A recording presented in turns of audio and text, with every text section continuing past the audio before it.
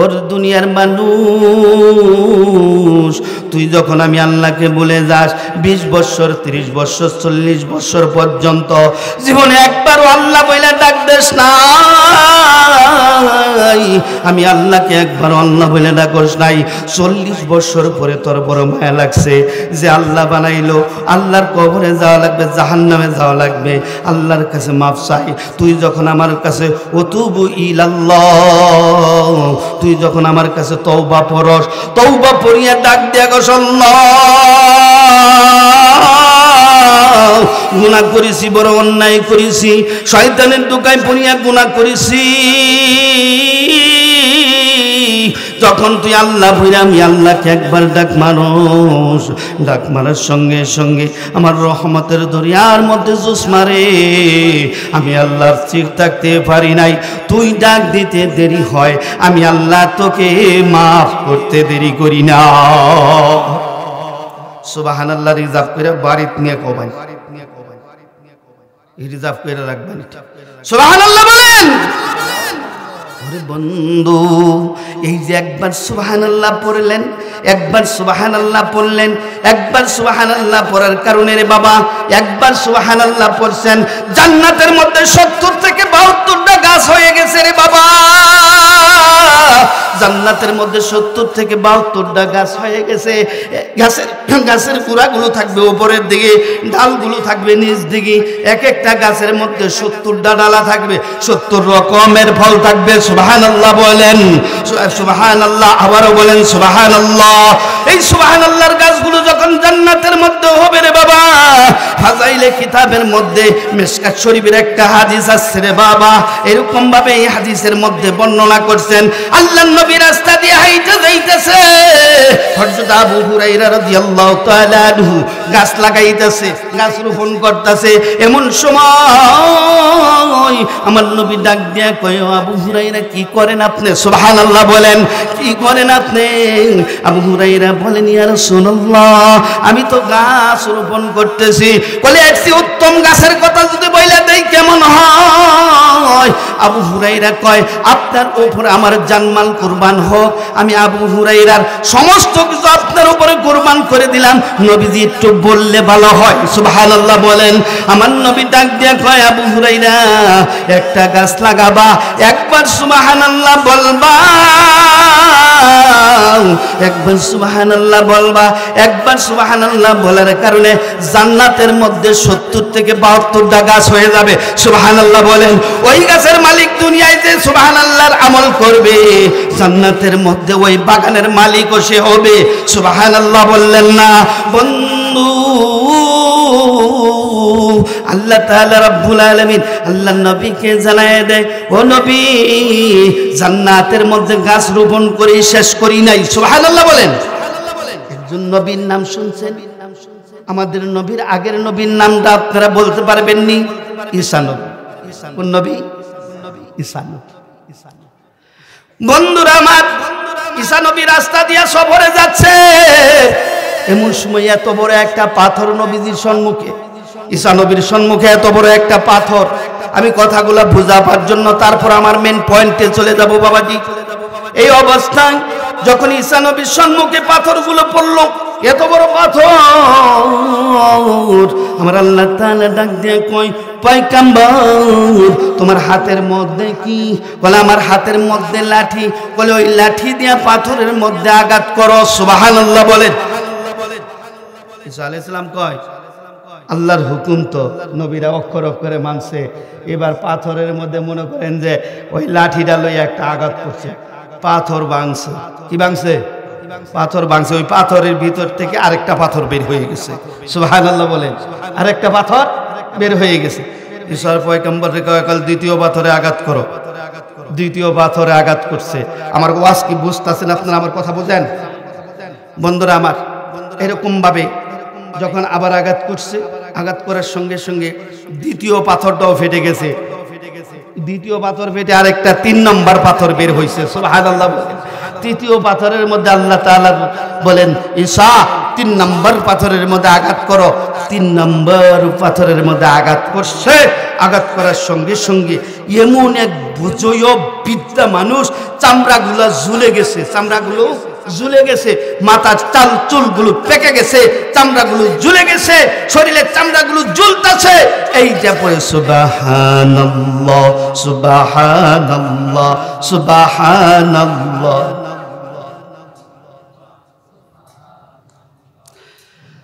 লা ইলাহা ইল্লাল্লাহু মুহাম্মাদুর রাসূলুল্লাহ সাল্লাল্লাহু আলাইহি ওয়াসাল্লাম।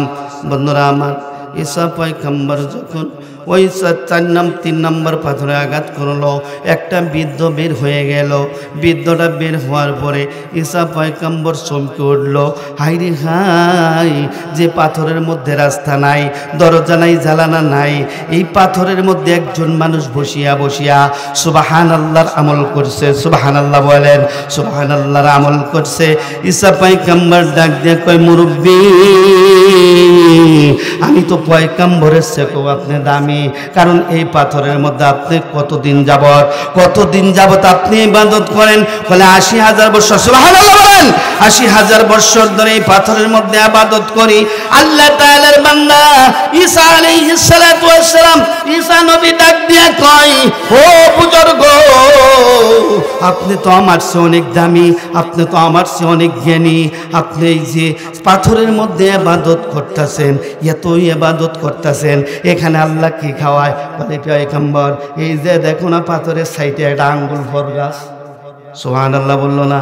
এই যে পাথরের সাইডে ভিতরে দেখো না একটা আঙ্গুর ফল গাছ, প্রতিদিন একটা করে আঙ্গুর খাই, আমার পেটটা বইটা যায়, দিনে 3 সন্ধ্যা আঙ্গুর খাই, আবার গাছের মধ্যে মুহূর্তে আঙ্গুর দরিয়া যায়। আমার আল্লাহ 1-2 বছর না, ৮০,০০০ বছর দইয়া এই পাথরের মধ্যে জান্নাতের আঙ্গুর ফল খাওয়ায়। বন্ধু, ঈসা আলাইহিস সালাম ডাক দিয়া কয়, বুজুর্গ, আপনি তো আমার চেয়ে অনেক দামি। এই কথাটা শুনিয়া বুজুর্গ কান্না শুরু করে, চোখের পানিগুলো সাইরে সাইরে কান্দে, হাঁকাবাঁকা করে উঠছে। ঈসা পয়গম্বর জিজ্ঞাসা করে, বুজুর্গ, আপনাকে তো কোনো কষ্ট দেই নাই, আপনার তো প্রশংসা গেয়েছি, আপনি কেন কান্দেন? আপনি কেন কান্দেন জানতে চাই, আপনি কেন কান্দেন গো পয়গম্বর? আমি জানতে চাই কেন কান্দেন? ঈসা পয়গম্বর ডাক দিয়ে যখন বুজুর্গকে বলল, ওই বুজুর্গ ডাক দিয়া কয়, না না না, আমি বুজুর্গ হতে পারি নাই। জানো নি পয়গম্বর, তোমার পরে একজন নবী আসবে, তার নাম হলো মুহাম্মদ সাল্লাল্লাহু আলাইহি ওয়াসাল্লাম। ওই আখিরি জামানার নবীর শেষ উম্মতগুলা 40 বছর, 50 বছর, 60 বছর হায়াতি জিন্দেগি লইয়া দুনিয়ার জমিনে আসবে। জমিনের মধ্যে আসিয়া আল্লাহর রহমতের কথা শুনিয়া একবার সুবহানাল্লাহ বলবে। ৮০,০০০ বছরের আমল যদি আমার এক পাল্লায় তোলা হয়, ৮০,০০০ বছরের আমল যদি এক পাল্লায় তোলা হয়, ওই জামানার পয়গম্বরের একবার সুবহানাল্লাহর আমল যদি পাল্লায় তোলা হয়, জামানার পয়গম্বরের উম্মতের সুবহানাল্লাহর পাল্লাটাই ভারী হয়ে যাবে। এই যে জান্নাতের বাগানে বসছেন, দুনিয়ার জমিনে সরকারি কোনো মিটিং মিছিল হলে এটার মধ্যে কোনো বাহিনী লাগে না কোন? পুলিশ বাহিনী, র্যাব বাহিনী, আর্মি বাহিনী, যে বাহিনী হোক, এই বাহিনী লাগে পাহারা দেওয়ার জন্য, যে কোনো গন্ডগোল যেন না হয়, ঠিক নাকি কোন? কিন্তু আমি এখানে বসে রয়েছি, কোনো মোবাইল ফোন দেই নাই যে আল্লাহ বাহিনী দাও, আমরা বসছি এখানে। কিন্তু আল্লাহ তাআলা রাব্বুল আলামিন আমার জন্য একদল রহমতের ফেরেশতা বাহিনী বানাইয়া পাহারাদারির দায়িত্ব দিয়া জমিনের মধ্যে প্রেরণ করে দিয়েছেন। সুবহানাল্লাহ বলেন। বসার কায়দা আর সুবহানাল্লাহর আমল, এই দুইটা জিনিসের বাঙালি ফায়দা না বুঝলে সহজে বলতে চায় না, বসতেও চায় না। বড় কঠিন জিনিস এটা। বন্ধুরা আমার, এই মাহফিলের চতুর্দিক দিয়ে এই ফেরেশতাগুলো বেষ্টন দিয়ে রাখছে। আখিরি মোনাজাত হবে, আপনারাও চলে যাবেন, আমিও চলে যাব। এরপরে এই ফেরেশতারা আকাশের দিকে উঠতে থাকবে। প্রথম আসমানের দরজায় যখন যাবে, যাওয়ার পরেই আল্লাহ তাআলা বলবেন ব্রেক, এক কদমও সামনে দিকে অগ্রসর হওয়া যাবে না। তোমরা কোথায় গিয়েছিলা? সুবহানাল্লাহ বলল না, কোথায় গিয়েছিলা? বলে আল্লাহ সিরাজগঞ্জ অমুক গ্রামে ওই প্রাইমারি স্কুলের মাঠে একজন আলেম কথা বলছে আর তারা শুনতেছে। আল্লাহ তাআলা জিজ্ঞাসা করে ফেরেশতা, ওই বান্দাগুলো যে কনকনা ঠান্ডার ভিতরে বসে আছে, ওই বান্দাগুলো কি আমি আল্লাহকে দেখছে? আমরা কি আল্লাহকে দেখছি? বলেন না কেন? আমি আল্লাহকে দেখছি? বলে তাও তো দেখে নাই। বলে আমার নবীকে, আমার দোস্তকে দেখছে? বলে তাও দেখে নাই। আমার কবরের আযাব দেখছে? বলে তাও দেখে নাই। জান্নাতের শান্তি দেখছে? বলে তাও দেখে নাই। জাহান্নামের আযাব দেখছে? বলে তাও দেখে নাই। এবার আল্লাহ ডাক দিয়ে কই, রে বন্ধু,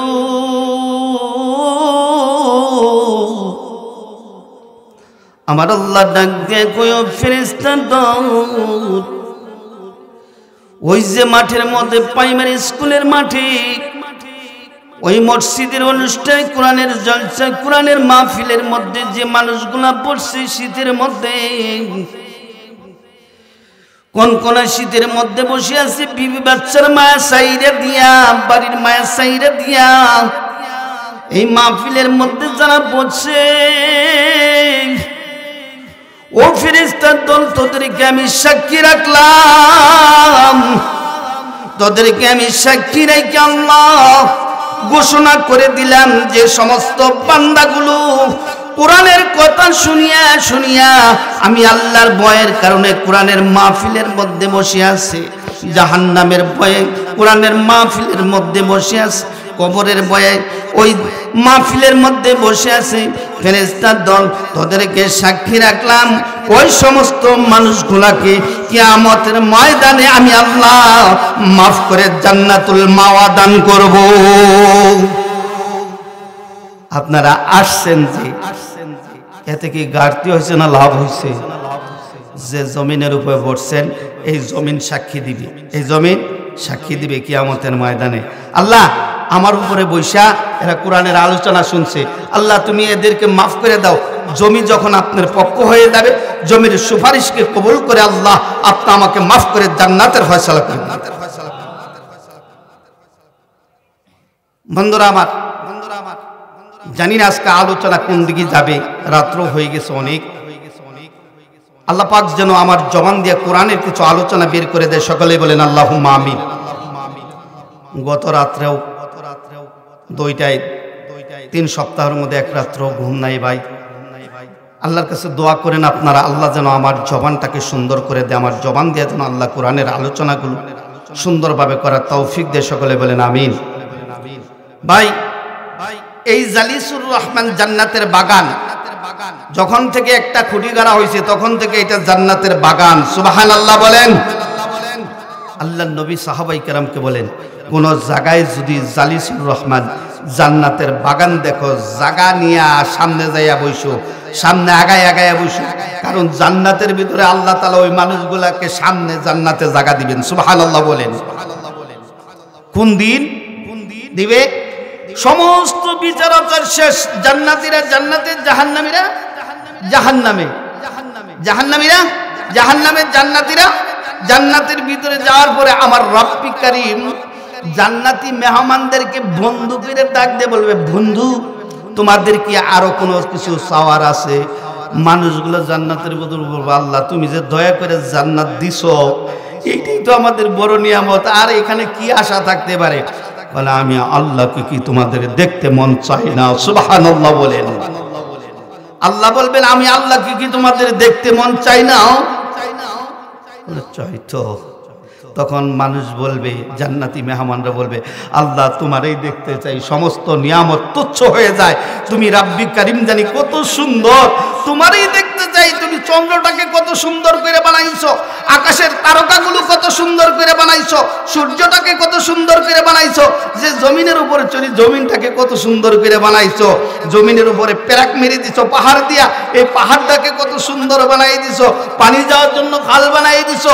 আল্লাহ তোমার জমি কত সুন্দর, আসমান কত সুন্দর, চন্দ্র সূর্য কত সুন্দর, মানুষ কত সুন্দর, তুমি জানি কত সুন্দর, আগে তোমারই দেখতে চাই। সুবহানাল্লাহ। আলোচনা এটা এখানে থাকবে, মনে রাখবেন। অল্প সময় আলোচনা করব, ফিনিশিং দিয়ে দিবেন ইনশাআল্লাহ। বন্ধুরা আমার, আপনা আমার দুইটা চোখ দিছে আল্লাহ, দিছে নাকি দেয় নাই? দিছে।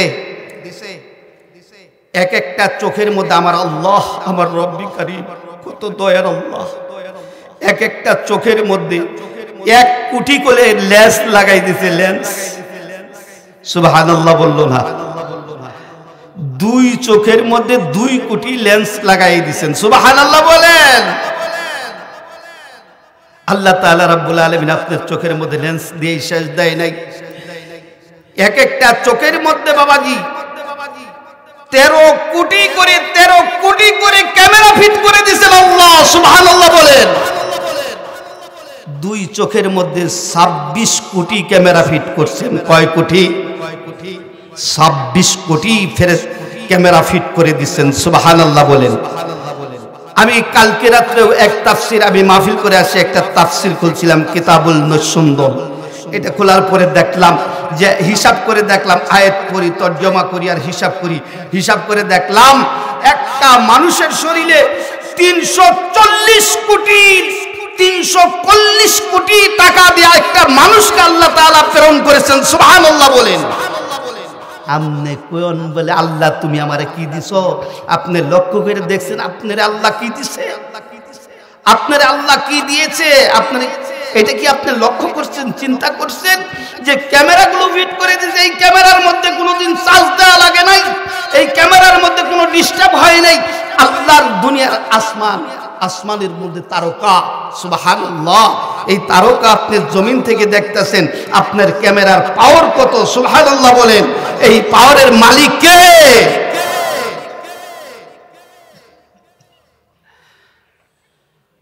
বন্ধুরা আমার, আল্লাহ তাআলা ডাক দিয়া কয় ক্যামেরা দিয়েই বন্ধ করে দেই নাই, তোদেরকে আমি শুধু ক্যামেরা দিয়েই 26 কোটি ক্যামেরা দিয়ে বন্ধ করে দেই নাই রে বান্দা। তোদেরকে আমি আল্লাহ তাআলা রব্বুল আলামিন শরীরের মধ্যে যে রক্তটা দিছি, এই রক্তটা চাঁদের গোড়া থেকে পায়ের পাতা দিয়া আমি আল্লাহ তাআলা রব্বুল আলামিন ঘন্টায় 36 বার এই রক্তটাকে ডাইরেকশন করি। আমি আল্লাহ তাআলা রব্বুল আলামিন ঘন্টায় 36 বার তোর রক্তটাকে আমি পরীক্ষা করি। সুবহানাল্লাহ বলেন। পরীক্ষা কইরা তোকে কেমনে সুস্থ রাখা যায়, কেমনে সুন্দর রাখা যায়। বন্ধুরা আমার, আমরা এভাবেই বড় হইনি, বড় হয়ে গেছি নাকি? কথা বলেন না কেন? এক সময় শরীরের মধ্যে শক্তি ছিল না, শুধু হাত পা লাড়ানো ছাড়া। ঠিক নাকি কোন? এক সময় হাত পা লাড়ানো ছাড়া কোনো শক্তি ছিল না। আবার একটা সময় আছে আমাদের শক্তি আছে, 1 মণ বোঝা মাথায় নিতে পারি, কিন্তু বাবা আরেকটা সময় আছে 4 কেজি বোঝা নিয়েও আপনি রাস্তায় হাঁটতে পারবেন না। আসবে না সময়টা? আসবে না বন্ধুরা আমার, আল্লাহ তাআলা রব্বুল আলামিন আপনি আমাকে এত নিয়ামত দিল, দাঁত দিল, চোখ দিল, জিহ্বা দিল। আপনি চিন্তা করে দেখছেন নি? একটা জিহ্বা দিয়ে আপনি গরুর গোশত খাচ্ছেন, জিহ্বা বলে দিছে। বড় মাছ খাচ্ছেন বলে দিছে, আপনি ছোট মাছ খাচ্ছেন বলে দিছে আপনার জিহ্বা। এরকম ভাবে আপনার জিহ্বা দিয়ে আপনি গন্ধযুক্ত, শক্ত, ময়লাযুক্ত জিনিসও খাইতে পারেন না, কারণ আপনার জিহ্বা বলে দেয় এটা খাওয়া যাবে না, এটা নষ্ট হয়ে গেছে। আপনার নাককে বলে দেয় এটা খাস না, এটা খাইলে শরীর খারাপ হবে। বন্ধুরা আমার, আল্লাহ তাআলার নিয়ামতের কথা একবার চিন্তা করে দেখো না বন্ধুরা আমার, আমি যে আয়াতে কারিমা কোরআনুল কারীম থেকে তেলাওয়াত করেছি, এই আয়াতে কারিমার তাফসীরের ভিতরে বাবাজি ঢুকতেছি, কিন্তু ওরে বাবা কথাগুলো কিন্তু মনোযোগ দিয়ে শুনতে হবে, একদম মনোযোগ, কোনো দিকে খেল নাই রে বাবা, একদম মনোযোগ সহকারে কথাগুলো শুনবেন। ও বন্ধু,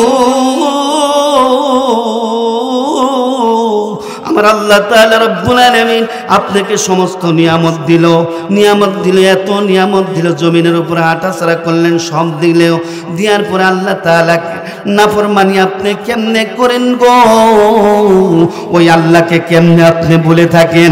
আপনার কলিজার মধ্যে কি একটু আঘাত লাগে না, একটু ভয় লাগে না যে আল্লাহ সব দিয়ে দিল রে বন্ধু, যে আল্লাহ সব দিয়ে দিল, ওই আল্লাহর সঙ্গে নাফরমানি করো, ওই আল্লাহর হুকুম থেকে অনেক দূরে চলে যাও, ওই আল্লাহর সঙ্গে বেঈমানি করতে থাকো। এই যে কয়েকদিন আগে ফেসবুক উলটপালট শুরু হয়ে গেছে, এক বাউল নাকি বলছে, বলে আল্লাহর কথার কোনো গোয়া মাথা পাই না, নাউজুবিল্লাহ পড়েন, গোয়া মাথা পাইনি। আমি বলছিলাম ফেসবুক অনলাইনে, তারপরে বলছিলাম যে বেটা তুই গোয়া মাথা পাবি, কোরআনের বা শব্দই তুই বুঝস না, তুই কোরআনের গোয়া মাথা বার পাবি কেমন? বন্ধুরা আমার, আল্লাহ তাআলা রাব্বুল আলামিন নিয়ামত দিল, নিয়ামত দিয়ে ডাক দেয় ইয়া আইয়ুহাল ইনসান, আল্লাহু আকবার। আল্লাহ ডাক দে মা গররাকা বিরব্বিকাল কারীম, ওরে বান্দা এত কিছু দিলাম আমি আল্লাহকে তোরা ভুলে গেলি কেমনে? আমার থেকে তোরা মুখ ঘুরাই নিলি? তোদেরকে একটু মায়া লাগে না, দয়া করে না? তোদের মা 10 মাস 10 দিন পেটে ধারণ করেছে, এরপরে দুনিয়ার জমিনে আসার পরে 2.5 বছর 3 বছর পর্যন্ত বুকের দুধ পান করাইছে, লালিত পালিত করছে, গোসল করাইছে, তোকে কুলে নিয়ে ঘুরছে। এইটা করার কারণে তোর মায়ের এত মায়া। কবরের মধ্যে তুই যদি মারা যাস সন্তান, তোর মা তোরে কবরে নামাইতে পারবে না, কারণ তোর মা কবরে যদি তোরে নামাইতে যায়, তোর মাই নিজেই কবরের মধ্যে স্টক করে মারা যাবে, ঠিক নাকি কোন? বাবাকে এই শক্তি দিছে, এই জন্য বাবা কবরের মধ্যে যেয়ে সন্তানের লাশ নামাইতে পারে, ঠিক নাকি কোন বন্ধু? আর আমার আল্লাহ তাআলা ডাক দিয়ে বলে ইয়া আইয়ুহাল ইনসান মা গাররাকা বিরব্বিকাল কারীম, বান্দা তুই একটু চিন্তা করে দেখোস না, তোকে আমি কত সুন্দর করে বানাইলাম। তোর যে এই যে থুতানের নিচ থেকে মাথার উপর পর্যন্ত, চাঁদের গোড়া পর্যন্ত, এই মুখমণ্ডলটা আমি আল্লাহ কত সুন্দর করে বানাইলাম। দেখ তুই যদি সিরাজগঞ্জতে ঢাকায় যাস, একটাও তোর চেহারার একটা মানুষও তুই বাইর করতে পারবি না, কোনো না কোনো রিপোর্ট আছে। সিরাজগঞ্জ থেকে যদি টাঙ্গাইলে যাস, টাঙ্গাইলে যাইও একটা লোক তোর চেহারা বাইর করতে পারবি না। আমি আল্লাহ কত সুন্দর করে তোদেরকে বানাইলাম, কেমন সুন্দর করে বানাইলাম আমি আল্লাহ। তোদের চক্ষুটা বানাইয়া এখানে 13 কোটি ক্যামেরা ফিট করে দিলাম। এই 13 কোটি ক্যামেরা দিয়া তুই একটা চোখের মধ্যে 13 কোটি ক্যামেরা ফিট করলাম, 2টা চোখের মধ্যে 26 কোটি ক্যামেরা ফিট করলাম। সুবহানাল্লাহ বলেন বন্ধু।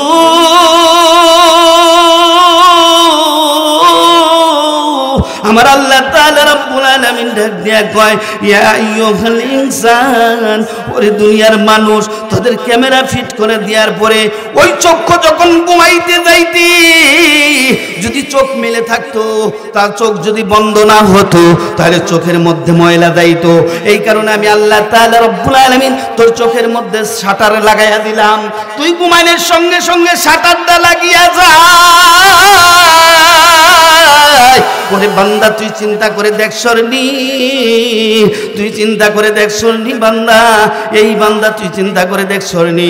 তোর চোখের মধ্যে যদি ময়লা যায়, এই ময়লা যাওয়ার জন্য আমি আল্লাহ ছোট ছোট কি সুন্দর করে জারুগুলো বানাইয়া দিছি। চোখের মধ্যে ময়লা যাওয়ার সঙ্গে সঙ্গে ওই জারুগুলো খুঁচাইয়ে খুঁচাইয়ে তোর চোখের ময়লাগুলো বের করে দেয়। নিমক হারামের দল, কেমনে আমি আল্লাহকে বলে থাকস? আল্লাহ ডাক দে, কেমনে বলে থাকস রে বান্দা? ও আল্লাহর বান্দা, যখন বান্দাগুলো আল্লাহকে বলিয়া যায়, বান্দার ঠোঁটের দিকে মুখের দিকে আল্লাহ তাকায়া থাকে। সুবহানাল্লাহ বলেন। ঠোঁটের দিকে মুখের দিকে তাকাই থাকি। আমি আপনাদের মুখের দিকে তাকাই আছি, যেমন আপনারা আমার মুখের দিকে তাকাই আছেন, আল্লাহ আপনার মুখের দিকে তাকায় থাকে। সুবহানাল্লাহ বলেন। আল্লাহ ডাক দিয়া কই, ইয়া আইয়ুহাল ইনসান মা গাররাকা বিরাব্বিকাল কারীম। ও দুনিয়ার মানুষ, তোরা ভুলে যাইতে পারো, আমি আল্লাহ ভুলি না, আমি আল্লাহ তোদের সঙ্গে রাগও করি না। সুবহানাল্লাহ বলেন। রাগও করি না, গুসাও করি না, কারণ জানিস কি রে বান্দা, তোদেরকে আমি আল্লাহ বড় মায়া করে দয়া করে বানাইছি, শ্রেষ্ঠ মাখলুকাত করে বানাইছি, শ্রেষ্ঠ মাখলুকাত করে বানাইছি। দুনিয়ার জমিনে যত মাখলুকাত বানাইছি, সমস্ত মাখলুকাত তোদের খেদমতের জন্য বানাইছি। আল্লাহু আকবার। গাবি কার খেদমত করে? গাবি গরু কার খেদমত করে? কথা বলেন না কেন? মানুষের। মহিষ কার খেদমত করে? মানুষের। গাছ কার খেদমত করে? মানুষের। আম গাছ কার খেদমত করে? মানুষের। কাঁঠাল গাছ কার খেদমত করে? মানুষের। জমি খেদমত করে কার? মানুষের। ঠিক নাকি কোন? বন্ধুরা আমার, আল্লাহ ডাক দিয়ে কই, ইয়া আইয়ুহাল ইনসান, ওর দুনিয়ার মানুষ, তুই যখন আমি আল্লাহকে বলে যাস 20 বছর, 30 বছর, 40 বছর পর্যন্ত জীবনে একবারও আল্লাহ বলে ডাক দেস নাই, আমি আল্লাহকে একবারও আল্লাহ বলে ডাকস নাই। 40 বছর পরে তোর বড় মায়া লাগছে যে আল্লাহ বানাইলো, আল্লাহর কবরে যাওয়া লাগবে, জাহান্নামে যাওয়া লাগবে, আল্লাহর কাছে মাফ চাই। তুই যখন আমার কাছে ওতুবু ইলাল্লাহ, তুই যখন আমার কাছে তওবা পড়স, তওবা পড়িয়া ডাক দিয়া গস, আল্লাহ গুনাহ করেছি, বড় অন্যায় করেছি, শয়তানের দোকায় পড়িয়া গুনাহ করেছি। যখন তুই আল্লাহ বইরা আমি আল্লাহকে একবার ডাক মানুষ, ডাক মারার সঙ্গে সঙ্গে আমার রহমতের দরিয়ার মধ্যে জোশ মারে, আমি আল্লাহর স্থির থাকতে পারি নাই। তুই ডাক দিতে দেরি হয়, আমি আল্লাহ তোকে মাফ করতে দেরি করি না। সুবহানাল্লাহ। রিজার্ভ করে বাড়িতে নিয়ে কবাই, রিজার্ভ করে রাখবেন। সুবহানাল্লাহ বলেন। ওরে বন্ধু, এই যে একবার সুবহানাল্লাহ পড়লেন, একবার সুবহানাল্লাহ পড়লেন, একবার সুবহানাল্লাহ পড়ার কারণে রে বাবা, একবার সুবহানাল্লাহ পড়ছেন, জান্নাতের মধ্যে 70 থেকে 72টা গাছ হয়ে গেছে রে বাবা। জান্নাতের মধ্যে 70 থেকে 72টা গাছ হয়ে গেছে। গাছের গুড়াগুলো থাকবে উপরের দিকে, ডালগুলো থাকবে নিচ দিকে। এক একটা গাছের মধ্যে 70টা ডালা থাকবে, 70 রকমের ফল থাকবে। সুবহানাল্লাহ বলেন। সুবহানাল্লাহ। আবারও বলেন সুবহানাল্লাহ। এই সুবহানাল্লাহর গাছগুলো যখন জান্নাতের মধ্যে হবে রে বাবা, ফাজাইলে কিতাবের মধ্যে মিশকাত শরীফের একটা হাদিস আছে রে বাবা, এরকম ভাবে এই হাদিসের মধ্যে বর্ণনা করছেন, আল্লাহর নবী রাস্তা দিয়ে হাইতে যাইতেছে, হযরত আবু হুরায়রা রাদিয়াল্লাহু তাআলা আনহু গাছ লাগাইতেছে, গাছ রোপণ করতেছে। এমন সময় আমার নবী ডাক দিয়া কয়, আবু হুরায়রা কি করেন আপনি? সুবহানাল্লাহ বলেন। কি করেন আপনি? আবু হুরায়রা বলেন, ইয়া রাসূলুল্লাহ, আমি তো গাছ রোপণ করতেছি। বলে, একটি উত্তম গাছের কথা যদি বইলা দেই কেমন হয়? আবু হুরায়রা কয়, আপনার উপর আমার জানমাল কুরবান হোক, আমি আবু হুরায়রার সমস্ত কিছু আপনার উপরে কুরবান করে দিলাম, নবীজি একটু বললে ভালো হয়। সুবহানাল্লাহ বলেন। আমার নবী ডাক দিয়া কয়, আবু হুরায়রা, একটা গাছ লাগাবা, একবার সুবহানাল্লাহ বলবা, একবার সুবহানাল্লাহ বলবা। একবার সুবহানাল্লাহ বলার কারণে জান্নাতের মধ্যে 70 থেকে 72টা গাছ হয়ে যাবে। সুবহানাল্লাহ বলেন। ওই গাছের মালিক দুনিয়ায় যে সুবহানাল্লাহর আমল করবে, জান্নাতের মধ্যে ওই বাগানের মালিকও সে হবে। সুবহানাল্লাহ বললেন না বন্ধু? আল্লাহ তাআলা রাব্বুল আলামিন আল্লাহ নবীকে জানায় দেয়, ও নবী, জান্নাতের মধ্যে গাছ রোপণ করে শেষ করি নাই। সুবহানাল্লাহ বলেন। একজন নবীর নাম শুনছেন? আমাদের নবীর আগের নবীর নামটা আপনারা বলতে পারবেন নি? ঈসা নবী। কোন নবী? ঈসা নবী। বন্ধুরা আমার, ঈসা নবী রাস্তা দিয়ে সফরে যাচ্ছে, এমন সময় এত বড় একটা পাথর নবীজির সম্মুখে, ঈসা নবীর সম্মুখে এত বড় একটা পাথর। আমি কথাগুলো বুঝাবার জন্য তারপর আমার মেন পয়েন্টে চলে যাব বাবাজি। এই অবস্থায় যখন ঈসা নবীর সম্মুখে পাথরগুলো পড়লো, এত বড় পাথর, আমার আল্লাহ তাআলা ডাক দিয়ে কয়, পয়গম্বর তোমার হাতের মধ্যে কি? বলে আমার হাতের মধ্যে লাঠি। বলে ওই লাঠি দিয়ে পাথরের মধ্যে আঘাত করো। সুবহানাল্লাহ বলেন। ঈসা আলাইহিস সালাম কয়, আল্লাহর হুকুম তো নবীরা অক্ষর অক্ষরে মানছে, এবার পাথরের মধ্যে মনে করেন যে ওই লাঠিটা লইয়া একটা আঘাত করছে, পাথর ভাঙছে। কি ভাঙছে? পাথর ভাঙছে। ওই পাথরের ভিতর থেকে আরেকটা পাথর বের হয়ে গেছে। সুবহানাল্লাহ বলেন। আরেকটা পাথর বের হয়ে গেছে। ঈসা পয়গম্বরকে কয়, দ্বিতীয় পাথরে আঘাত করো। দ্বিতীয় পাথরে আঘাত করছে। আমার ওয়াজ কি বুঝতেছেন আপনারা? আমার কথা বুঝেন বন্ধুরা আমার? এরকম ভাবে যখন আবার আঘাত করছে, আঘাত করার সঙ্গে সঙ্গে দ্বিতীয় পাথরটাও ফেটে গেছে। দ্বিতীয় পাথর ফেটে আরেকটা 3 নম্বর পাথর বের হয়েছে। সুবহানাল্লাহ। তৃতীয় পাথরের মধ্যে আল্লাহ তাআলা বলেন, ঈসা 3 নম্বর পাথরের মধ্যে আঘাত করো। 3 নম্বর পাথরের মধ্যে আঘাত করছে। আঘাত করার সঙ্গে সঙ্গে এমন এক বুঝয় বিদ্যা মানুষ, চামড়াগুলো ঝুলে গেছে, চামড়াগুলো ঝুলে গেছে, মাথার চাল চুলগুলো পেকে গেছে, চামড়াগুলো ঝুলে গেছে, শরীরের চামড়াগুলো ঝুলতেছে।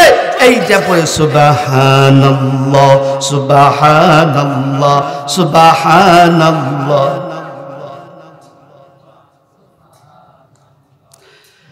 লা ইলাহা ইল্লাল্লাহু মুহাম্মাদুর রাসূলুল্লাহ সাল্লাল্লাহু আলাইহি ওয়াসাল্লাম। বন্ধুরা আমার, ঈসা পয়গম্বর যখন ওই 3 নম্বর পাথরে আঘাত করলো, একটা বৃদ্ধ বের হয়ে গেল। বৃদ্ধটা বের হওয়ার পরে ঈসা পয়গম্বর চমকে উঠল, হাই রে হাই, যে পাথরের মধ্যে রাস্তা নাই, দরজা নাই, জানালা নাই, এই পাথরের মধ্যে একজন মানুষ বসিয়া বসিয়া সুবহানাল্লাহর আমল করছে। সুবহানাল্লাহ বলেন। সুবহানাল্লাহর আমল করছে। ঈসা পয়গম্বর ডাক দিয়ে কয়, মুরব্বি, আমি তো পয়গম্বরের চেয়েও আপনি দামি, কারণ এই পাথরের মধ্যে আপনি কতদিন যাবত আপনি ইবাদত করেন? বলে ৮০,০০০ বছর। সুবহানাল্লাহ বলেন। ৮০,০০০ বছর ধরে এই পাথরের মধ্যে ইবাদত করি। আল্লাহ তাআলার বান্দা ঈসা আলাইহিস সালাতু ওয়াস সালাম, ঈসা নবী ডাক দিয়া কয়, ও বুজুর্গ, আপনি তো আমার চেয়ে অনেক দামি, আপনি তো আমার চেয়ে অনেক জ্ঞানী, আপনি এই যে পাথরের মধ্যে ইবাদত করতেছেন, এত ইবাদত করতেছেন, এখানে আল্লাহ কি খাওয়ায়? বলে পয়গম্বর, এই যে দেখো না পাথরের সাইডে একটা আঙ্গুল ফল গাছ। সুবহানাল্লাহ বললো না? এই যে পাথরের সাইডে ভিতরে দেখো না একটা আঙ্গুর ফল গাছ, প্রতিদিন একটা করে আঙ্গুর খাই, আমার পেটটা বইটা যায়, দিনে 3 সন্ধ্যা আঙ্গুর খাই, আবার গাছের মধ্যে মুহূর্তে আঙ্গুর দরিয়া যায়। আমার আল্লাহ 1-2 বছর না, ৮০,০০০ বছর দইয়া এই পাথরের মধ্যে জান্নাতের আঙ্গুর ফল খাওয়ায়। বন্ধু, ঈসা আলাইহিস সালাম ডাক দিয়া কয়, বুজুর্গ, আপনি তো আমার চেয়ে অনেক দামি। এই কথাটা শুনিয়া বুজুর্গ কান্না শুরু করে, চোখের পানিগুলো সাইরে সাইরে কান্দে, হাঁকাবাঁকা করে উঠছে। ঈসা পয়গম্বর জিজ্ঞাসা করে, বুজুর্গ, আপনাকে তো কোনো কষ্ট দেই নাই, আপনার তো প্রশংসা গেয়েছি, আপনি কেন কান্দেন? আপনি কেন কান্দেন জানতে চাই। আপনি কেন কান্দেন গো পয়গম্বর? আমি জানতে চাই কেন কান্দেন। ঈসা পয়গম্বর ডাক দিয়ে যখন বুজুর্গকে বলল, ওই বুজুর্গ ডাক দিয়া কয়, না না না, আমি বুজুর্গ হতে পারি নাই। জানো নি পয়গম্বর, তোমার পরে একজন নবী আসবে, তার নাম হলো মুহাম্মদ সাল্লাল্লাহু আলাইহি ওয়াসাল্লাম। ওই আখিরি জামানার নবীর শেষ উম্মতগুলা 40 বছর, 50 বছর, 60 বছর হায়াতি জিন্দেগি লইয়া দুনিয়ার জমিনে আসবে। জমিনের মধ্যে আসিয়া আল্লাহর রহমতের কথা শুনিয়া একবার সুবহানাল্লাহ বলবে। ৮০,০০০ বছরের আমল যদি আমার এক পাল্লায় তোলা হয়, ৮০,০০০ বছরের আমল যদি এক পাল্লায় তোলা হয়, ওই জামানার পয়গম্বরের একবার সুবহানাল্লাহর আমল যদি পাল্লায় তোলা হয়, জামানার পয়গম্বরের উম্মতের সুবহানাল্লাহর পাল্লাটাই ভারী হয়ে যাবে। বন্ধুরা আমার, এই জন্যই তো আল্লাহ বলেন ইয়া আইয়ুহাল ইনসান মা গাররাকা বিরাব্বিকাল কারীম।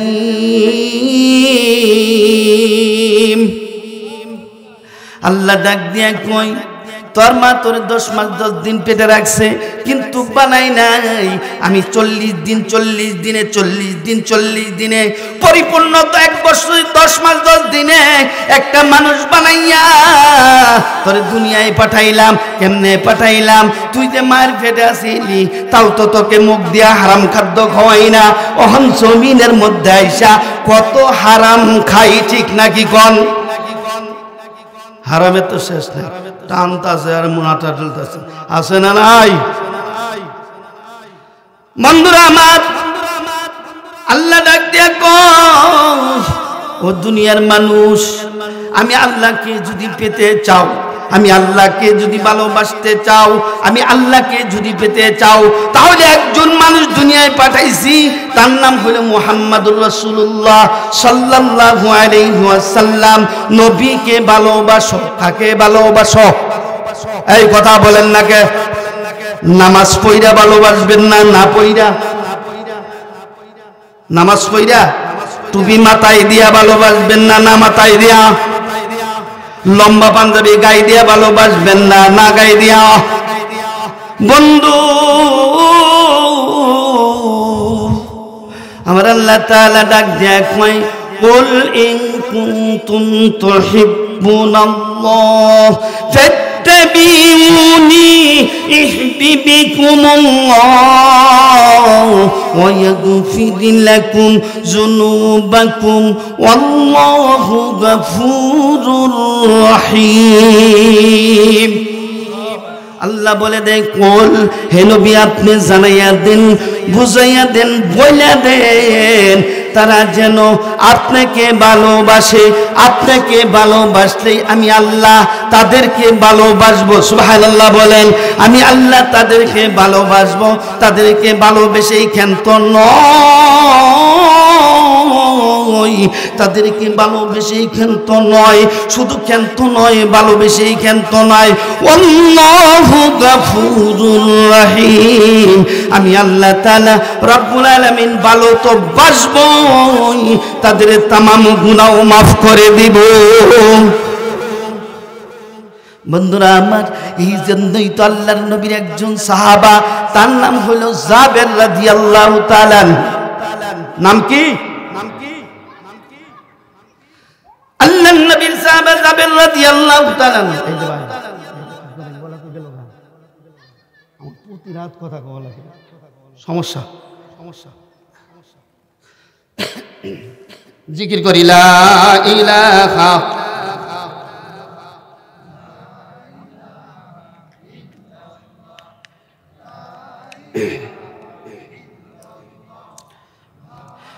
লা ইলাহা ইল্লাল্লাহু মুহাম্মাদুর রাসূলুল্লাহ সাল্লাল্লাহু আলাইহি ওয়াসাল্লাম।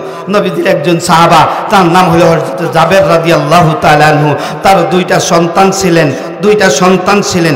একজনের নাম হলো ফাহিম বিল্লাহ, আরেকজনের নাম হলো মারুফ বিল্লাহ। সুবহানাল্লাহ বলেন। বন্ধু আমার, জাবের রাদিয়াল্লাহু তাআলা আনহু বড় গরিব মানুষ ছিল। দিন মজুরি কাজ করে দিন এনে দিন খাইতেন। কতদিন খাইতেন, কতদিন খাইতেন না, কতদিন খাইতেন, কতদিন খাইতেন না, পাইতেন না। এত গরিব ছিলেন যে বাবা। এই জাবের রাদিয়াল্লাহু তাআলা আনহু তার বিবিকে নিয়ে সন্ধ্যাবেলায় বিছানায় যেয়ে যখন শুইছে, আশারের নামাজের পরে শোয়ার পরে রে ভাইজান, শোয়ার পরে এক ঘুম দিয়ে উঠে গভীর রজনীতে তার বিবি স্বামীকে ডাক দেয়, স্বামী গো, আমার মন চায় আমার নবীকে যেন এক সন্ধ্যা দাওয়াত করে কি। জাবের রাদিয়াল্লাহু তাআলা আনহু ডাক দেয়া কয়, বিবিরে নবীরে কি দাওয়াত দিয়ে খাওয়াবো? আজকেও তো সন্ধ্যায় আমরা খানা খাইনি, আমাদের ঘরের ভিতরে কিছু নাই, শুধু এক গ্লাস পানি খেয়ে রইছি, কেমনে নবীকে দাওয়াত দিয়ে খাওয়াইবো? জাবেরের স্ত্রী ডাক দিয়ে কয় প্রাণের স্বামী গো আপনি কি জানেন না আমার বকরি একটা বাচ্চা দিছে, এই বাচ্চাটার লালিত পালিত করেছি আর নিয়ত করেছি এই বকরিটা জব করে আমার নবীকে দাওয়াত খাওয়াইব। সুবহানাল্লাহ। আমার বকরিটা তো এখন ডাঙ্গর হয়ে গেছে। ভাই আরেকটা এই যে একটা শব্দ আইতেছে, এই শব্দটা বড় ব্যথা। বন্ধুরা আমার এরকম ভাবে ভালোই আছে আলহামদুলিল্লাহ। এই যে হ্যাঁ বন্ধুরা আমার, জাবের রাদিয়াল্লাহু তাআলা আনহু ডাক দিয়া কয় বিবি তাহলে তো ভালোই হইল, ফজরের পরে বকরিটা জব করা হবে। রাত্র পোহাই গেলেন, স্বামী স্ত্রী নামাজ আদায় করলেন। নামাজ আদায় করার পরে বকরি জব করার জন্য বকরি নিয়ে আসলেন, সরি দাঁড়াইলেন, বকরি জবহ করলেন। রে বাবা বকরি জবহ করলেন কাকে ডাক দিয়া?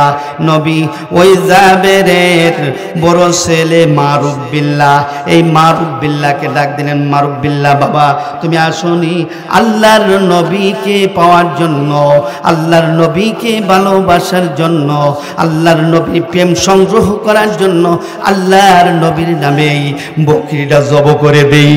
সুবহানাল্লাহ বলেন। বন্ধুরা আমার এই বকরিটা জব করে দিলেন। বকরি জব করে জাবের রাদিয়াল্লাহু তাআলা আনহু ডাক দিয়ে কয় প্রাণের বিবি গো,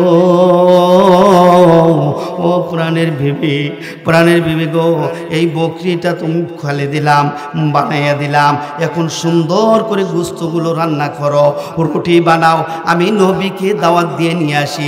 নবী তো একা দাওয়াত খাবার আসবে না, সাহাবায়ে কেরাম আসবে সঙ্গে। ও বিবি আমার নবী যখন ঘরের ভিতরে আসবে সাহাবায়ে কেরাম নিয়ে দাওয়াত খাওয়ার জন্য, পাতিলের মুখটা সম্পূর্ণ খুলবা না, পাতিলের মুখটা সামান্য খুলিয়া খুলিয়া বিসমিল্লাহির রহমানির রহিম বলিয়া, বিসমিল্লাহির রহমানির রহিম বলিয়া বেড়ে দিতে থাকবা আল্লাহর নামে, দেখবা বরকত আর বরকত। সুবহানাল্লাহ বলেন। ওই বন্ধু আমরা অনেকেই জানি আল্লাহর 99টা নাম, ঠিক নাকি কোন? আমরা অনেকেই জানি আল্লাহর 99টা নাম। না না না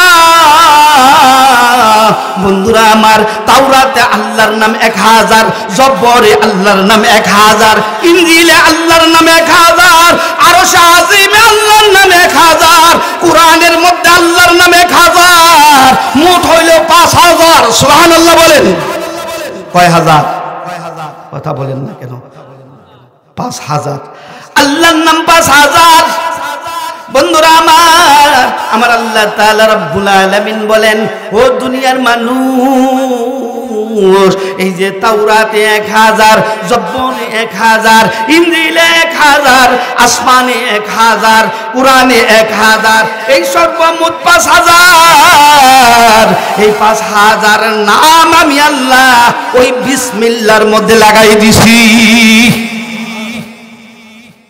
কোন লাগাইছে? বিসমিল্লাহ কওয়ার দরকার আছে না নাই? বিসমিল্লাহর মধ্যে লাগাইছে। আমার আল্লাহ তাআলা ডাক দেয়া কয় ও দুনিয়ার মানুষ, যদি একবার বিসমিল্লাহ বলো, 5000 নাম ধরে আমারে ডাকলে যে সওয়াব পাবা, একবার বিসমিল্লাহ বলার কারণে আল্লাহ তাআলা রব্বুল আলামিন ওই 5000 নাম ডাকার সওয়াব আপনার আমলনামায় দিয়া দিবে। ও বন্ধু, জাবের রাদিয়াল্লাহু তাআলা আনহু দৌড়িয়ে গেছেন নবীজির কাছে। দিক দিয়ে বন্ধু জাবেরের স্ত্রী রান্না করে শুরু করছে, রুটি বানায়, বকরি বানায়, বকরির গোস্তগুলা বুনাই করতেছে রে ভাই। এমন সময় জাবেরের ছোট ছেলেটা ফাহিম বিল্লাহ জাবেরের ছোট ছেলেটা বড় ভাইয়ের কাছে এসে কয় ভাই, এই যে আমরা আদর করে একটা বকরি পালতাম, এই বকরিটা তো আর দেখি না। জাবেরের বড় ছেলে মারুফ বিল্লাহ ডাক দিয়া কয় ও ভাই, ওই বকরি তো আব্বু সকালে নবীর নামে জব করে দিয়েছেন। সুবহানাল্লাহ বলেন। জব করে দিয়েছেন নবীকে পাওয়ার জন্য, বকরি জব করে দিয়েছেন।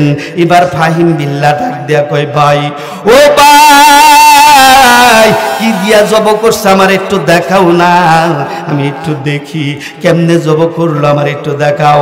মারুবিল্লাহ ডাক দিয়া কয়, ওই যে ছুরি দেখা যায় ওই দাঁড়ারু ছুরি দিয়া বকরির গলার মধ্যে ফেস দিছে, জব হয়ে গেছে।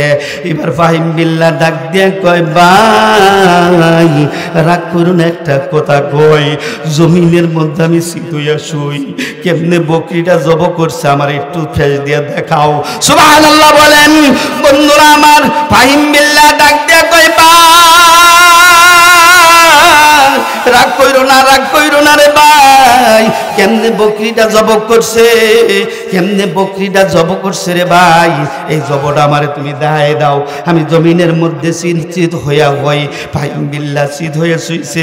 জাবেরের বড় ছেলে মারুবিল্লাহ ছুরিটা হাতের মধ্যে লইছে। বাবা লইয়া যখন দেখাইতে গেছে এইভাবে জব করছে রে, যখন ছুরিটা গলার মধ্যে বাজাইয়া এইভাবে দেখাইয়া দিয়েছে, দেখাই দেওয়ার সঙ্গে সঙ্গে বাবা ছুরিটা চালানোর লগে লগে মাথাটা আলাদা হয়ে যায়, বডিটা আলাদা হয়ে যায়, বডিটা তরতর করে কাঁপে,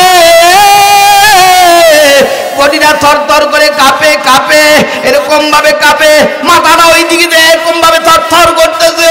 বন্ধুরা আমার, আমি জানতে চাই, সন্তানের যদি বিদেশে কিছু হয়, পশু পাখি জানার আগে মা জানে, ঠিক নাকি কোন বন্ধু? ওরে ভাই, এই মায়ের মন যেন চলচল হয়ে গেছে রে বাবা, চলচল হয়ে গেছে রে বাবা। এই করুণ কাহিনীটা শুনিয়া, নবীর জীবনে এই করুণ কাহিনীটা শুনিয়া যদি বন্ধু এক ফোঁটা চোখের পানি ফালাইতে পারো, হাইসুন নামক বাসনের মধ্যে এই পানিটা রেখে দিবে, কিয়ামতের ময়দানে যখন জাহান্নাম তোমার দিকে গইজা আসতে থাকবে, 70,000 জাহান্নামের ফেরেশতারাও যখন এরকম ভাবে যখন জাহান্নামকে আটকে রাখতে পারবে না, তোমার চোখের পানিটা যখন জাহান্নামের দিকে সিটা মেরে দিবে, জাহান্নাম পিছনের দিকে দৌড়াইতে থাকবে আর বলবে, আল্লাহ ওই পানি যদি, চোখের পানিটা যদি আমার গায়ের মধ্যে লাগে, আর কোনো দিন জাহান্নাম জ্বলবো না, জন্মের নামে নিভে যাব। ওরে বন্ধু,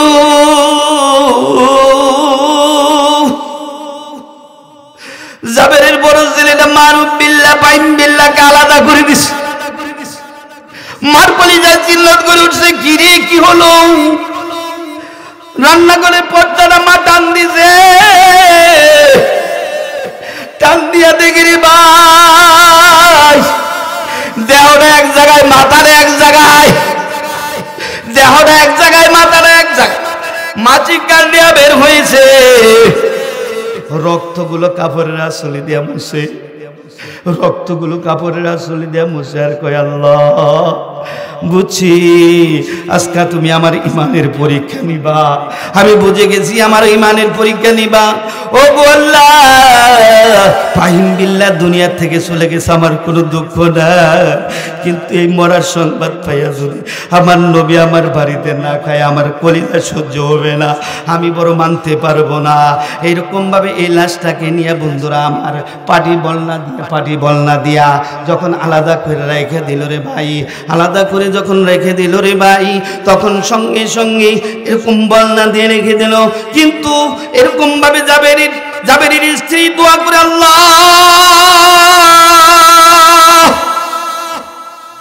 যদি তোমাকে দেখাইতে পারতাম আমি বড় নবীকে ভালোবাসি, সুবহানাল্লাহ বলে, আমি বড় নবীকে ভালোবাসি।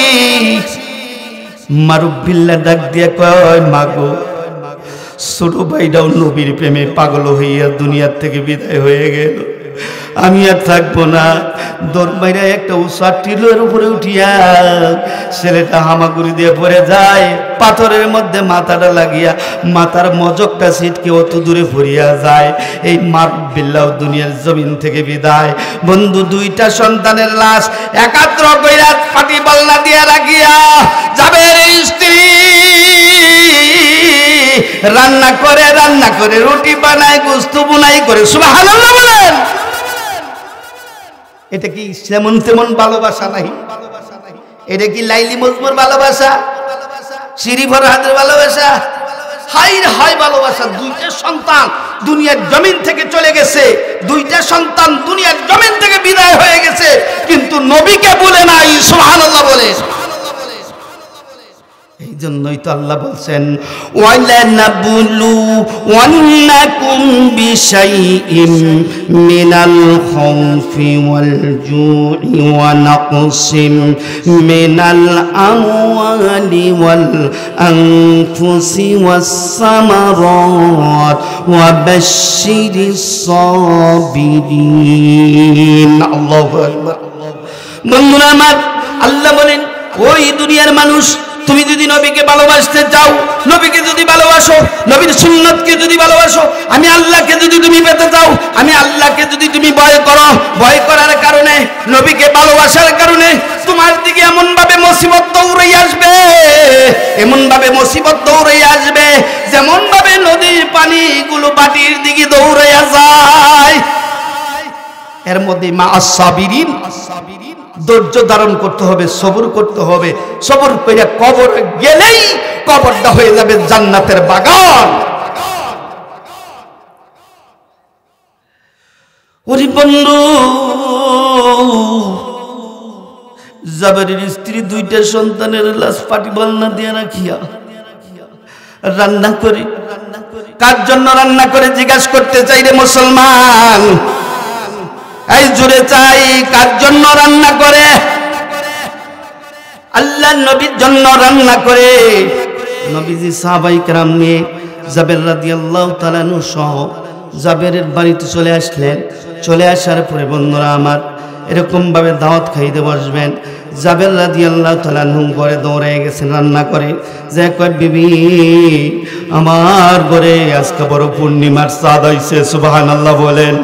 পূর্ণিমার চাঁদ বড় আসছে, ও বিবি তাড়াতাড়ি বার, আমার নবী আসছে, সাহাবায়ে কেরাম আসছে, খাইতে দিব, খাইতে দিব। বন্ধুরা আমার, আল্লাহর নবী সাল্লাল্লাহু আলাইহি ওয়াসাল্লাম এরকম ভাবে খাবে জাবেরের বাড়িতে। নবীজি জাবেরের বাড়িতে যায় বসছে রে বাবা। জাবেরের বাড়িতে বসার পরে বন্ধু, জাবেরের বাড়িতে যখন বসলো, এরকম জাবের বিবির কাছে দৌড়ায় গেল। বিবি কয়, স্বামী গো, একটা কথা কই, আপনি শুনবেন নি, রাগ করবেন না, কষ্টও পাবেন না। আল্লাহ যে মাল আমানত দিয়েছেন, এই আমানত, যার আমানত সে নিয়ে গেছে, আপনার কি কোনো দুঃখ আছে নাকি? আমার কি কোনো দুঃখ আছে নাকি? আপনাদের কাছে আমি জিজ্ঞাসা করতে যাই, কেউ যদি কোনো জিনিস আমানত হয়, তার আমানতের জিনিসটা যদি সে চেয়ে নিয়ে যায়, আপনার আমার কোনো সমস্যা আছে নাকি? জাবেরের স্ত্রী ডাক দিয়া কয়, দুইটা আমানত দিয়েছিলেন আমার আল্লাহ, আমাদেরকে দুইটা সন্তান আমানত দিয়েছিলেন, আল্লাহর মন চাইছে নিয়ে গেছে, কিন্তু নবীর কাছে এই সংবাদটা দিও না। এই সংবাদ শুনে যদি আমার নবী না খায়, আমি বড় সহ্য করতে পারবো না গো। ও স্বামী, আমি বড় সহ্য করতে পারবো না। ওরে ভাইজান, এরকম অবস্থায় রে বাবা, যখন এরকম ভাবে রান্না করে যখন খানাগুলো জাবের রাদিয়াল্লাহু তাআলা আনহু নিয়ে গেলেন নবীজির কাছে।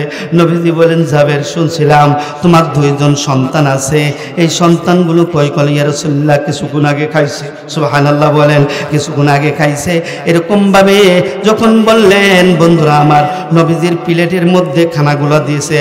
এমন সময় আমার আল্লাহ ডাক দিয়া কয়, জিবরাইল, জাবেরের বাড়িতে তাড়াতাড়ি যা, তাড়াতাড়ি যা। জাবেরের দুই সন্তান ছাড়া যেন আমার নবী এক লোকমা ভাত মুখে না দেয়। জাবেরের দুই সন্তান ছাড়া যেন এক লোকমা ভাত যেন আমার দোস্ত মুখে না দেয়।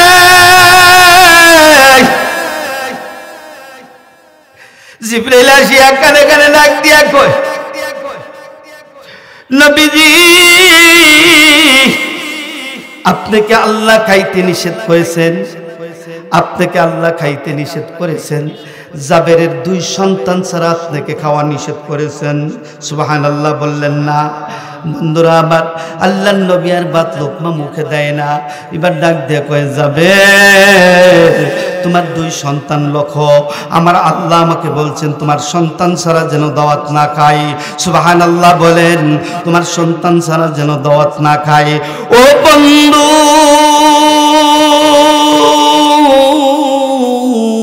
এরকম ভাবে যখন আল্লাহ তাআলা নিষেধ করলে রে ভাই, তখন নবীজি আর মুখে দেয় না।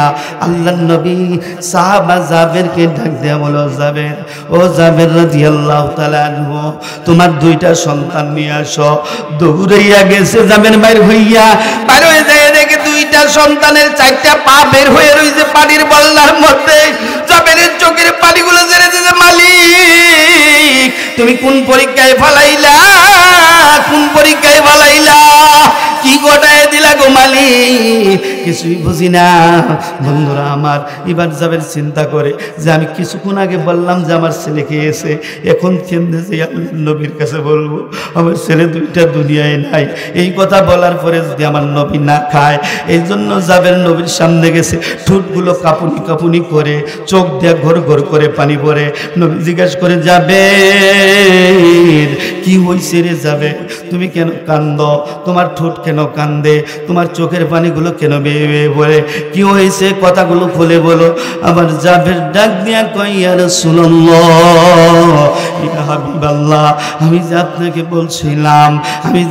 বলছিলাম আমার ছেলে খেয়েছে, আমার ছেলে খাই নাই গো নবী, আমার দুইটা সন্তান দুনিয়ার জমিন থেকে বিদায় হয়ে গেছে, আমার দুইটা সন্তান বড় বিদায় হয়ে গেছে রে বাবা। আমার নবী ডাক দিয়ে কই, জাবের কেমনে কি হইল? জাবের রাদিয়াল্লাহু তাআলা আনহু ডাক দিয়ে কই, ওগো রাসূল, আমি তো আপনাকে বকরি জবাও করে দিয়ে আপনাকে দাওয়াত দিতে চলে গেছি। আমার বিবি রান্না করে আমার বড় ছেলেটা, ছোট ছেলেটা বড় ছেলেটাকে রিকোয়েস্ট করেছে, আপত্তি করেছে, অনুরোধ করেছে যে কেমনে বকরি জব করছে আমাকে দেখাও। আমার বড় ছেলেটা বকরি জব করা দেখাইতে যাইয়া আমার ছোট ছেলেটা মাহিম বিল্লাহ এরকম ভাবে জব হয়ে গেছে, মাথাটা আলাদা হয়ে গেছে। ওগো নবী, এরপরে আমার বড় ছেলেটা মারুফ বিল্লাহ একটু সুটিলা থেকে পালনে পরে মাথার মজগুলো আলাদা হয়ে গেছে, রক্ত বড় রঙিন হয়ে গেছে।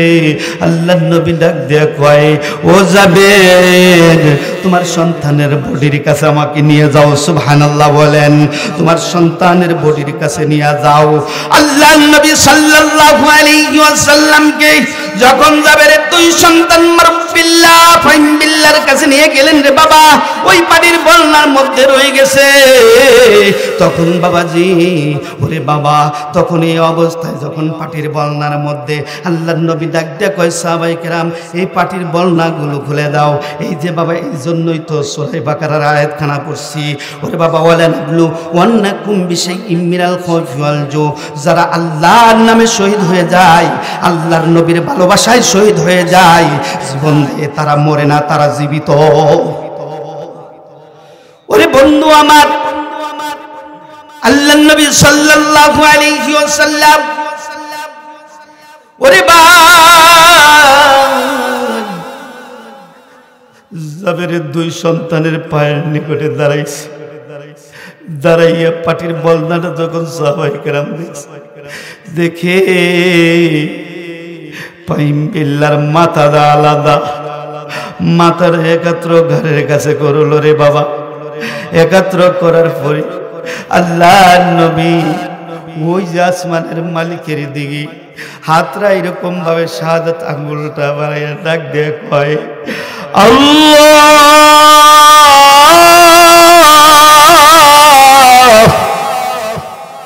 ওগো দয়ার আল্লাহ, তুমি বলেছো জাবেরের দুই সন্তান নিয়ে যেন আমি দাওয়াত খাই, আল্লাহি তোমার কসম খাইলাম জাবেরের দুই সন্তান ছাড়া আমি দাওয়াত খাবো না। নবী সুবহানাল্লাহ বলেন, দুই সন্তান ছাড়া দাওয়াত খাবো না। ওরে ভাইজান, জাবেরের দুই সন্তান ছাড়া নবী দাওয়াত খাবে না, কসম খেয়ে ফেলছে। আকাশের দিকে হাতরা বাড়াইয়া আমার মালিকের ডাক দিয়ে কই, মালিক, জাবেরের দুই সন্তানকে তুমি জীবিত করে দাও। বন্ধুরা আমার, আল্লাহর নবীর জবান দিয়া এই কথাটা বের হইতে দেরি হইছে।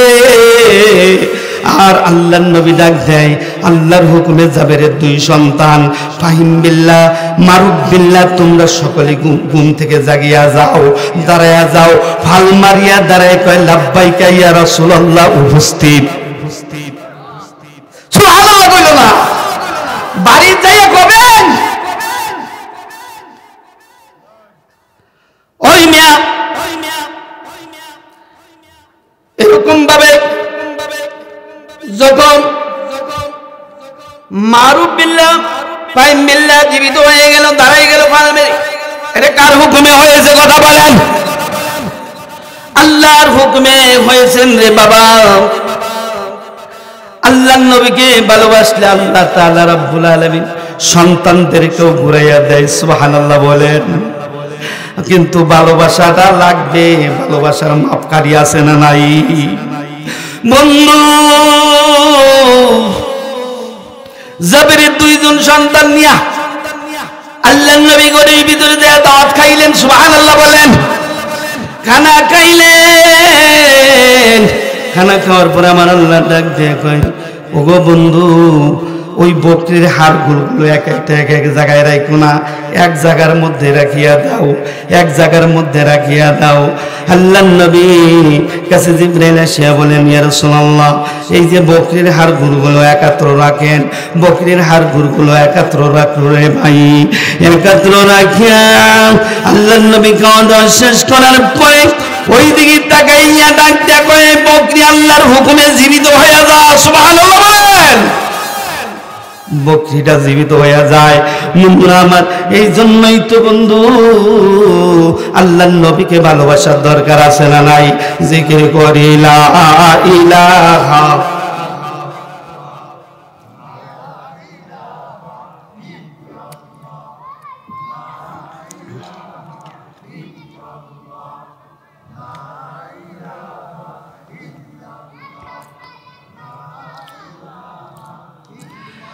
আসিয়া খেলে প্রেমের খেলা, ফেরাউন দিল কত জ্বালা।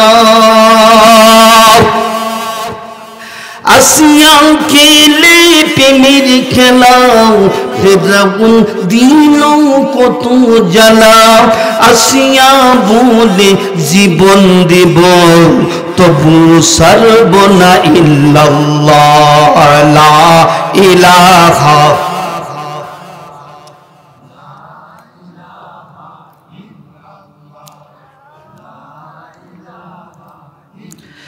লা ইলাহা ইল্লাল্লাহু মুহাম্মাদুর রাসূলুল্লাহ সাল্লাল্লাহু আলাইহি ওয়াসাল্লাম। আশায়াছি দুই নয়নে তোমায় দেখিব,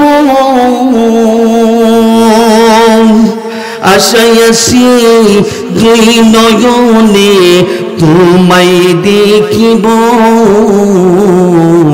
দেখিতে পারিলে নবী, ওগো দেখিতে পারিলে নবী, কেমনে সহিব। আশায় আছি বলেন, আশায় আছি দুই নয়নে তোমায় দেখিব। দেখিতে পারিলে নবী, কেমনে সহিব। তাদের মতো বানাও প্রেমিক, তাদের মতো বানাও প্রেমিক, নামে ওয়াসকুরুনি। ওগো নবীজি স্বপ্নে যোগে দেখা দিবানি, ওগো নবীজি স্বপ্নে যোগে দেখা দিবানি। আশায় আছি দুই নয়নে তোমায় দেখিব। দেখিতে পারিলে নবী, কেমনে সহিব। মারহাবা। বন্ধু, জাবের রাদিয়াল্লাহু তাআলা আনহুর দাওয়াত খাওয়ার পরে সন্তান তাজা হয়ে গেল, জীবিত করে দিল আল্লাহ। নবীজির মহাব্বতের বরকতে বকরিকে জীবিত করে দিল। এরপরে আল্লাহ তাআলা একটা ঘোষণা দিয়ে দিল জিবরাইলের মাধ্যমে। সুবহানাল্লাহ বলেন। ওরে বন্ধু, জিবরাইলের মাধ্যমে একটা ঘোষণা দিয়ে দিল আল্লাহ, আল্লাহর নবীকে শুনাই দিল, নবীজি আপনি জাবেরকে বলিয়া দেন, জাবেরের ফ্যামিলির মধ্যে যে 4 জন লোক আছে, আল্লাহ এই পুরো ফ্যামিলির 4 জনের একজনকেও আল্লাহ জাহান্নামে দিবে না। মারা যাওয়ার সঙ্গে সঙ্গে আল্লাহ তাদের জন্য জান্নাতুল মাওয়া দান করবে। বন্ধুরা আমার, নবীকে ভালোবাসতে হবে, ঠিক নাকি গণ? ওরে ভাই, আজকে মসজিদের জন্য মাহফিল না রে ভাই, মসজিদের জন্য তো মাহফিল, ঠিক নাকি গণ? মসজিদে উন্নয়ন কল্পে মাহফিল দেওয়া হয়েছে রে ভাই। এরে ভাই, এই মসজিদে এভাবে হয়ে যায় নাই, এভাবে হয়ে যায় নাই। ও বাবা, ইরাক থেকে একটা কিতাব সংগৃহীত কিতাব, এই কিতাবের নাম হলো কিতাবুল মুসন্দুল 30 খণ্ড রে বাবা। এই কিতাবের মধ্যে বন্ধুরা আমার আল্লাহ তাআলা জানাই দিয়েছেন, ও দুনিয়ার মানুষ, এক জায়গার মধ্যে এভাবেই মসজিদ হয় না, এভাবেই মসজিদ হয় নাই, মাদ্রাসাও এভাবে হয় নাই। বন্ধু, দুনিয়ার জমিনে মানুষ বানানোর আগে, প্রতিনিধি বানানোর আগে একটা জিনিস আল্লাহ বানাইছে, এটার নাম হলো কাবা, ঠিক নাকি কোন? এটার নাম হলো কাবা। এই কাবা ঘর আল্লাহ জান্নাতের পাথর দিয়ে সর্বপ্রথম জিব্রাইল ফেরেশতাকে দিয়া নির্মাণ করাইছেন। এই পাথর দিয়া, জান্নাতের পাথর দিয়া কাবা ঘর নির্মাণ করানোর পরে বাবা, জান্নাতের পাথর দিয়া কাবা ঘর সম্পন্ন হওয়ার পরে ভাইজান একটা পাথর বেড়ে গেল। কয়টা পাথর বেরলো? একটা পাথর বেড়ে গেল। এই পাথরটারে বাবা জিবরাইল আলাইহিস সালাতু ওয়াস সালাম কাবা ঘরের পাশে রাখিয়া, একদম নিকটে রাখিয়া চলে গিয়েছেন। আল্লাহ তাআলা জিবরাইলকে ডাক দিয়ে কয়, জিবরাইল, দুনিয়ায় কোনো প্রতিনিধি বানাই নাই, সৃষ্টি করি নাই, কিন্তু জমিন থেকে কান্নার আওয়াজ আসে। কে কান্দে? কান্নার আওয়াজ কেন আসে রে বাবা? এই কান্নার আওয়াজ কেন আসে রে জিবরাইল? যাইয়া দেখ। জিবরাইল আলাইহিস সালাম আসলেন, আসিয়া দেখে আর কেউ কান্দে না। ওই যে কাবা ঘরের পাশে যে পাথরটা রাখছে, ওই পাথরটা গুনগুনাইয়া কান্দে, গুনগুনাইয়া কান্দে রে বাবা। ওই পাথরটা গুনগুনাইয়া কান্দে, ওই পাথরটা কান্না করে। জিবরাইল ডাক দেয়, কয়, পাথর খবরদার কান্দবি না, কারণ তুই তো বেশি হয়ে গেছ, এই কারণে তোকে এই ঘরের পিছনে কাছে রাখা হয়েছে, ঘরের পাশে রাখা হয়েছে, তোকে তো দূরে সরাই দেওয়া হয় নাই। তুই কেন কান্না করস? কান্না বেড়ে গেছে। বন্ধু, আল্লাহ তাআলা রব্বুল আলামিন ডাক দিয়া কয়, জিবরাইল, একটা পাখা দিয়ে ওই পাথরের মধ্যে আঘাত করো। একটা পাখা দিয়ে ওই পাথরের মধ্যে আঘাত করলো রে ভাইজান, পাথরটা বুশি হয়ে গেল, বালুর কণা কণা হয়ে গেল। আগে কানলো একটা পাথর, এখন প্রত্যেকটা পাথরের কণা থেকে কান্নার আওয়াজ আসে। সুবহানাল্লাহ বললো না? প্রত্যেকটা পাথরের কণা থেকে কান্নার আওয়াজ আসে। জিবরাইল বলে, আল্লাহর কসম, পাথরের টুকরাগুলোর দিকে তাকায় দেখি, একটা পাথরের কণার মধ্যে আমার নবীর নাম উঠে গিয়েছেন, আর একটা পাথরের মধ্যে আমার রবের নাম উঠে গেছেন। বন্ধুরা আবার, একটা পাথরের মধ্যে নবীর নাম উঠে গিয়েছেন, আর একটা পাথরের কোণার মধ্যে এরকম ভাবে এক অংশের মধ্যে নবীর নাম উঠে গেছে, আর এক অংশের মধ্যে আল্লাহর নাম উঠে গিয়েছেন। আল্লাহ তাআলা ডাক দিয়ে কয়, জিবরাইল, ওরে জিবরাইল, ও জিবরাইল, ওই যে আমি আল্লাহর নামের পাথরগুলো আলাদা করো। সুবহানাল্লাহ বলেন। আপনাদের কি খারাপ লাগতেছে? ছেড়ে দিই বয়ান ভাই। ও বন্ধু, ওই পাথরের কণাগুলো আলাদা কর। আল্লাহ বলেন, পাথরের কণাগুলো আলাদা কর। জিবরাইল ফেরেশতা আল্লাহ নামের পাথরগুলো আলাদা করছেন, আল্লাহর নবীর নামের পাথরগুলো আলাদা করে ফেলছেন। এভাবে মাদ্রাসা হয় নাই, এভাবে মসজিদ হয় নাই। আল্লাহ তাআলা ডাক দিয়া কয়, ও জিবরাইল, আমি রবের নামের যে পাথরগুলো আছে, ওই পাথরগুলো তোমার একটা পাখার মধ্যে লও। সুবহানাল্লাহ বলেন। আমি আল্লাহর নামের যে পাথর আছে, এই পাথরগুলো তুমি আমার একটা পাখার মধ্যে লাও, দাবাল দাও। তাম পৃথিবীর মধ্যে পৌঁছানোর দায়িত্ব হলো আমি আল্লাহ। জিবরাইল আলাইহিস সালাম আল্লাহ নামের পাথরের কণাগুলো রে বাবা, এরকম ভাবে পাথরের কণাগুলো আল্লাহ নামের পাথরের কণাগুলো পাখার মধ্যে লইয়া যখন দাফাল দিলেন রে বাবা, বাড়ি দিলেন, আল্লাহ তাআলা রাব্বুল আলামিন কুদরতিভাবে এক একটা পাথরের কণা দুনিয়ার এক এক প্রান্তরে ফেলাই দিলেন, এক এক জায়গার মধ্যে রেখে দিলেন। যে জায়গার মধ্যে এরকম জায়গায় জায়গায় পড়ে গেলেন, আল্লাহ বলেন, ওই জিব্রাইল আমার বন্ধুর নামের পাথরের টুকরাগুলো, বালুর কণাগুলো পাখার মধ্যে লও। আল্লাহ নামের পাথরের কণাগুলো জিব্রাইল পাখার মধ্যে লইছেন। আমার নবীর নামের পাথরের কণাগুলো এরকম ভাবে জিব্রাইল পাখার মধ্যে লইছেন, দাবাল দিয়েছেন। আল্লাহ তামাম পৃথিবীর মধ্যে ছড়াই দিয়েছেন। সুবহানাল্লাহ বলেন। ও বন্ধু, জিব্রাইল ডাক দিয়া কয়, আল্লাহ কিছুই তো বুঝলাম না, এটা কি ব্যাপার, পাথরের কণাগুলো ছড়াই দিলা, কিছুই বুঝলাম না। আল্লাহ ডাক দিয়ে কয়, জিব্রাইল আমি আল্লাহ নামের পাথরের কণাগুলো যে জমিনের মধ্যে পড়বে, ওই জমিনের মধ্যেই আদমের ইবাদতখানা, আমি আল্লাহর ঘর মসজিদ নির্মাণ হবে। আর আমার বন্ধুর নামের পাথরগুলো কণাগুলো যে জায়গার মধ্যে পড়বে, ওই পাথরের কণাগুলো তামাম পৃথিবীর যে জায়গার মধ্যে পড়বে, ওই জায়গার মধ্যেই নবীর ঘর মাদ্রাসা হবে। বন্ধুরা আমার, তাহলে আপনাদের এই মসজিদের এখানেও আল্লাহর ঘর, এখানেও পাথরের কণা পড়ছে, জান্নাতি পাথরের কণা পড়ছে রে বাবা। এই মসজিদ হলো জান্নাতের টুকরা, এই মসজিদ হলো সদকায়ে জারিয়া। কিয়ামতের ময়দানে সব কান হয়ে যাবে। সূরা জিলজালার জিলজালাতের আয়াতের তাফসীর করলেই বোঝা যায়, আসমান জমিন সব কিছু খান হয়ে যাবে, সব কিছু ধ্বংস হয়ে যাবে, মালগুলো ভিতর থেকে বের হয়ে যাবে, মানুষের কৃতকর্মের কথা প্রকাশ হয়ে যাবে। বন্ধুরা আমার, কিন্তু আল্লাহর ঘর মসজিদ ধ্বংস হবে না, হাসরের বিচার কায়েম হয়ে যাবে। মসজিদগুলো হাসরের ময়দানে ট্রেন গাড়ির ডিব্বার মতো চতুর্দিক দিয়া ঘুরতে থাকবে রে বাবা, চতুর্দিক দিয়া ঘুরতে থাকবে। ওই বাবা রে,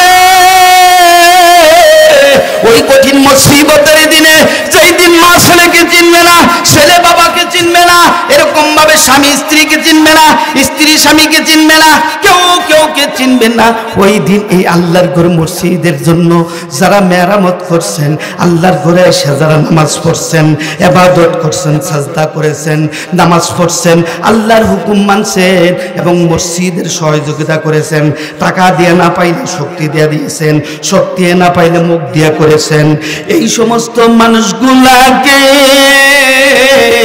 হাসরের ময়দানে মসজিদ আল্লাহ তাআলার কাছে বলবে, আল্লাহ আমার যে মানুষগুলো ভালোবাসে, আমার যে মানুষগুলো মোহাব্বত করেছে, আমার যে মানুষগুলো আদর করেছে, আমার পেটে আমার ইবাদত করেছে, টাকা দিয়া, অর্থ দিয়া, সম্পদ দিয়া সহযোগিতা করেছে, তার মা না চিনতে পারে, তার বাবা না চিনতে পারে, বন্ধু বান্ধব না চিনতে পারে, কিন্তু আমি আল্লাহর ঘর ভুলি নাই, ওই মানুষগুলাকে আমি আল্লাহ আমার পেটে তুলিয়া 30,000 বছরের পলসরাত পার করে আল্লাহর জান্নাতে পৌঁছায় দিব। মসজিদের ভালোবাসার দরকার আছে না নাই? মসজিদকেও ভালোবাসতে হবে, নবীকেও ভালোবাসতে হবে, ঠিক নাকি কোন? আবার নবীকেও ভালোবাসলাম, মসজিদকেও ভালোবাসলাম, কিন্তু নামাজ পড়লাম না, কামইবনি। কথা বলেন না কেন?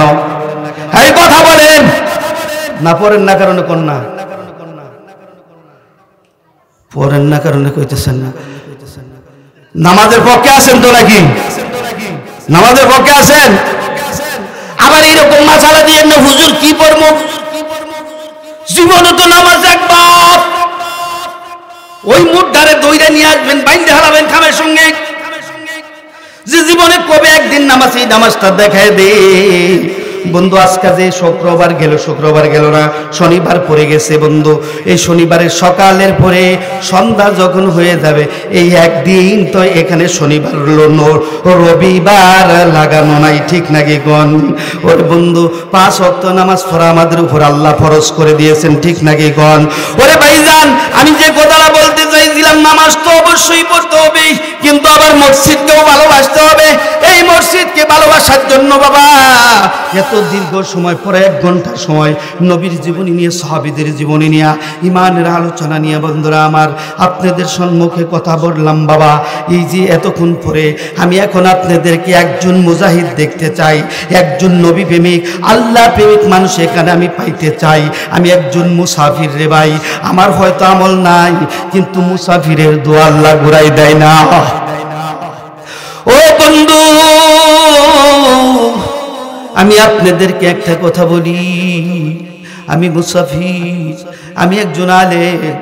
আপনারা এখানে বসে আলেমের জবানের কথা শোনার জন্য আসছেন, ঠিক নাকি কোন?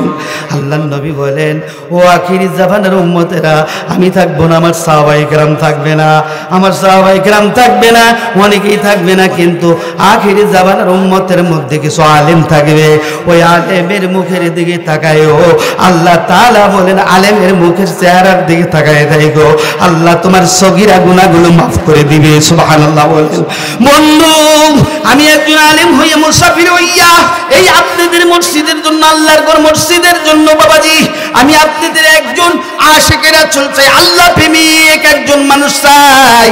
ওরে বাবা, আপনি চিন্তা করে দেখেন, আপনি যে বাড়িতে থাকেন ওই বাড়ির মালিক আপনার দাদাও ছিল, ঠিক নাকি কোন?